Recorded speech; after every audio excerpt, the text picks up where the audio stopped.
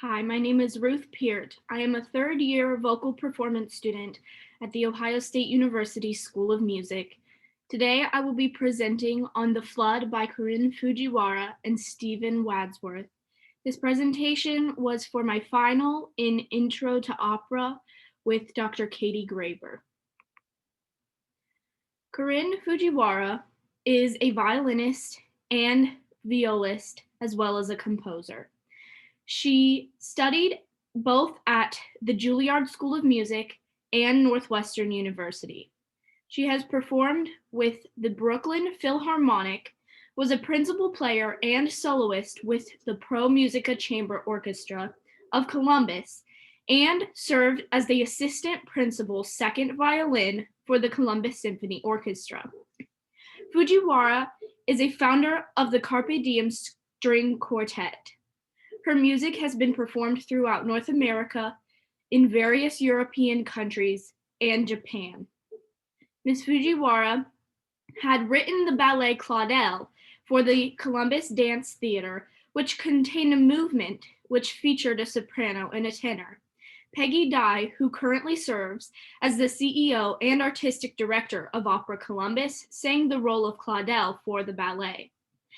After the 2014 premiere of the work, Dye approached Fujiwara about writing an opera, which would later become The Flood and Fujiwara's first opera.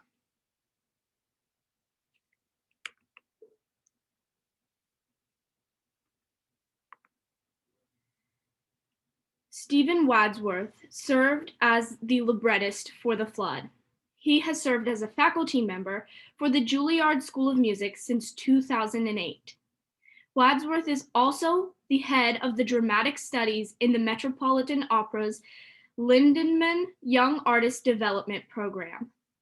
He has directed opera at the Met, La Scala, Covent Garden, Vienna State Opera, Netherlands Opera, Edinburgh Festival, and the San Francisco Opera. Wadsworth has also directed plays on and off Broadway, in London's West End, and in the United States Regional Theater. Stephen Wadsworth also helps with the partnership between the Juilliard Opera Studies program and Opera Columbus, which is why he was approached to write the libretto for The Flood.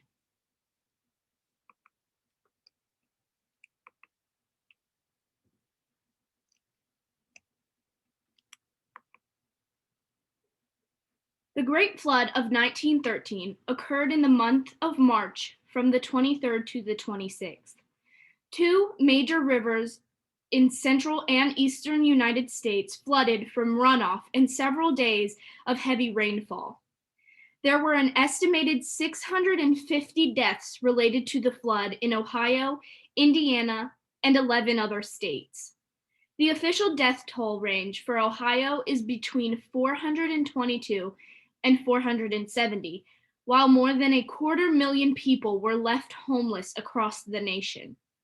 This flood is second only to the Johnstown flood of 1889 as one of the deadliest floods in America and is Ohio's largest weather-related disaster. This tragedy served as inspiration for the opera as it took place in Columbus. The opera serves as a tribute to the city. After some time, Fujiwara, Peggy Dye, and Janet Chen from Pro Musica, with the help of Cindy Gaylord, came up with the idea that the flood of 1913 would tell the most operatic and powerful story. Fujiwara and Wadsworth agreed that the most interesting stories surrounding the flood were about the larger impact of the flood and what it had on its people.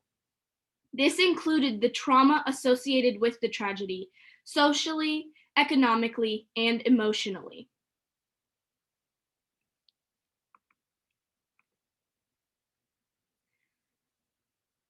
In the first few brainstorming sessions that took place between Ms. Fujiwara and Mr. Wadsworth, they came up with the story and the general idea for 4 mini operas to occur simultaneously.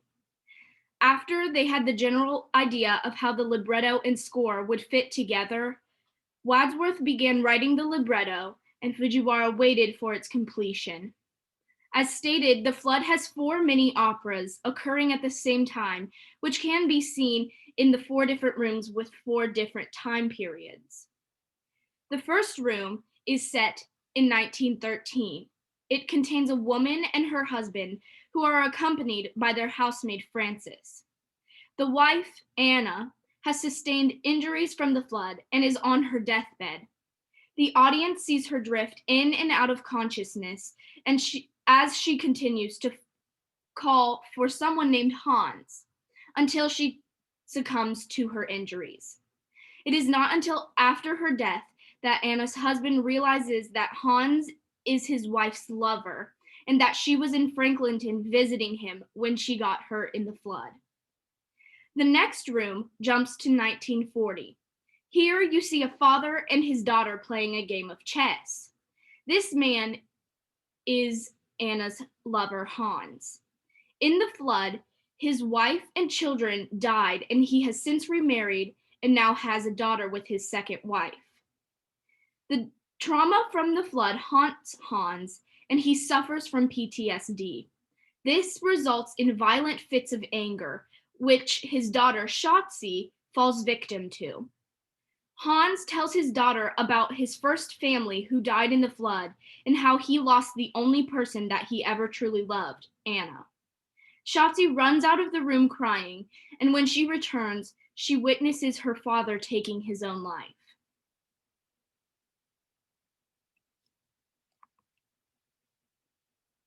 Moving to the third room of the stage, the characters are set in an office at the Ohio Mental Hospital in 1970.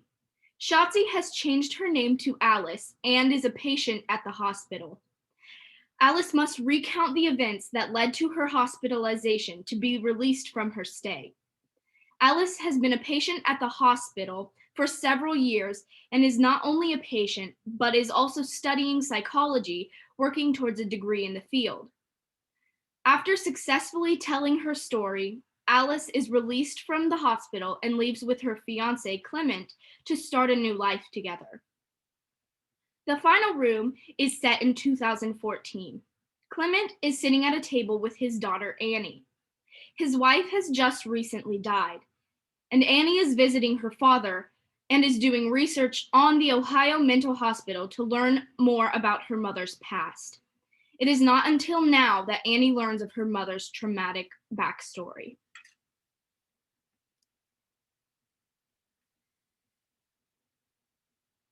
As The Flood is a chamber opera, there are only 7 singers on the stage. Each are seen in different time periods, which in Fujiwara's score were represented by different musical periods. The 1913 room has elements of Berlin and Kern's music, as well as modernism. Fujiwara says, composers were doing a lot of interesting things with art music. Still, tonality was strong. I decided to give the 1913 room a musical identity of late romantic tonality, end quote. This can be heard in Anna's musical lines throughout the scene as she draws closer to her death. The 1940s room has a contrasting musical feeling as Fujiwara used elements of atonality and serialism. She used the tensions of World War II and the trauma from the characters' stories in this room to inspire her music. She played with various tone rows, inversions, retrogrades, and retrograde inversions, and adjusted these elements to suit her needs as the story progressed. Schoenberg's serialism is very dissonant and unstable, and Fujiwara took inspiration from this to portray Hans's unstable mental health in his musical lines.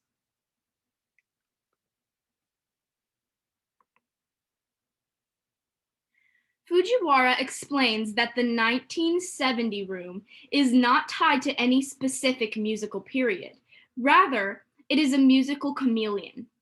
This is because the room is set in a mental asylum and Alice is focusing on her recovery from the trauma she has experienced in her past to work towards a better future. This room also contains spoken lines rather than complete singing text. This was done so that the text was easily heard and understood, and the music lent itself to that. Fujiwara focused on writing the music for this room as how she would write anything else, not focusing on a specific era or composer other than herself. The last room, 2014, has a contemporary feeling. Both Clement and Annie's musical lines have gospel and jazz influences. Fujiwara used the inspiration of If Miles Davis Meets J.S. Bach. In this room, we see a resolution to the opera as Annie finally learns the truth about her mother, and this can be heard in the final number of the opera where the entire cast is singing together.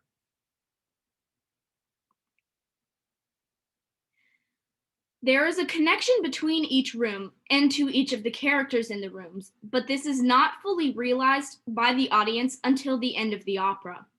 When Annie realizes the truth about her mother, so do the listeners.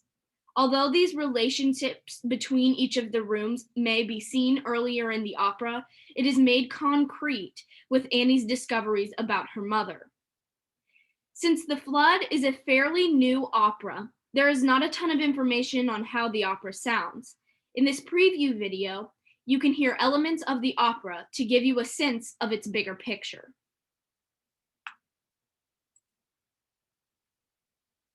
Just walked over to the blackberry patch with shoes and coats, and then down the octave. Just and walked came over. I could take that down. Let's hear it. Let's hear it. Just walked over to the blackberry patch with shoes and coats. We're so thrilled to announce that we will be world premiering, co-commissioning, co-producing a new chamber opera titled The Flood. It's juicy chord progressions. And you decide what the chord is going to be. You play, you sing, you decide what even the word is going to be, much less the rhythm and the pitch. It's a chamber opera. It'll be around an hour. There's a cast of 9 characters, and the topic is the flood of 1913 that happened through the Midwest. It affected not just Columbus, but the entire Midwest.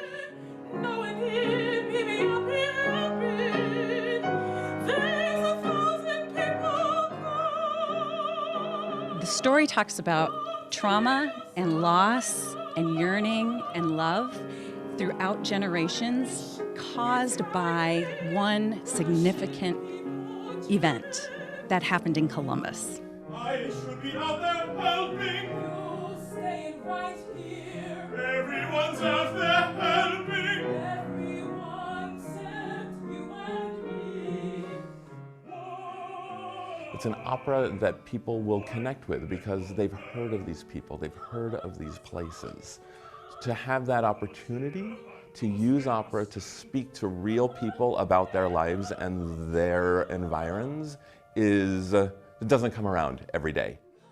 Yes, it's about a flood. Yes, it's about generations, but it's really about people, individuals who have relationships with their past, with their future, the trauma that is in people's lives, and that to me is the most compelling thing. That's a good list. 2013. You should go to bed. I'm gonna be up with this. No, I'll stay here with you. Good.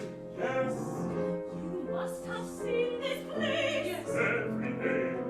I lived right there with my grandma right off Broad. Shivering now.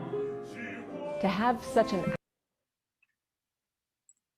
So hopefully just this small clip gives you a better understanding of how the opera sounds, as because the opera is such a new work, there aren't many videos or much information on how the opera sounds other than preview videos like this.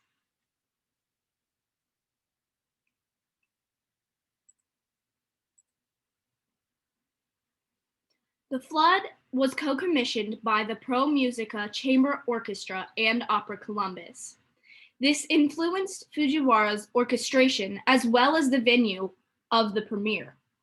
The orchestra was to be capped at 20 musicians, and because the Southern Theater has a very small pit, Fujiwara wrote for only 16 players. She wrote for woodwinds and strings and opted for no brass as not to need more strings to balance out the sound. She also wrote the music so that everyone would be engaged for the majority of the opera, but not overworked. No one would be left doing nothing for long periods of time, but would also have time to recover from playing since the opera is a one act with no intermission. Fujiwara had also worked with many of the musicians in the pro musical orchestra as she had been a musician in the orchestration herself. She says, "I knew that whatever I wrote would be better if played by these exceptional and flexible musicians." End quote.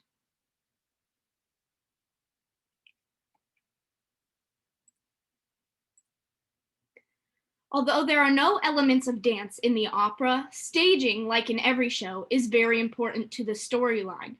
The Flood, however, utilizes staging in a very different way than most productions because of the 4 subplots happening simultaneously. The rooms are laid out with walls dividing them, so when a character is singing, the audience knows which room to focus on, and inherently what part of the story is being told. To show that each scene is connected to each other, there are doors that connect the rooms, which allow the characters to move throughout each scene when needed to better explain the plot when it may involve them in a different time period. Many of my source materials came from Opera Columbus, as well as the program notes I received from going to the premiere of the opera in 2019. My sources also included Wikipedia and the websites for the Juilliard School of Music and KorineFujiwara.com. And I would like to give a special thanks to Ms. Fujiwara herself for graciously sharing her insight with me about her opera and the creative process that led to the production.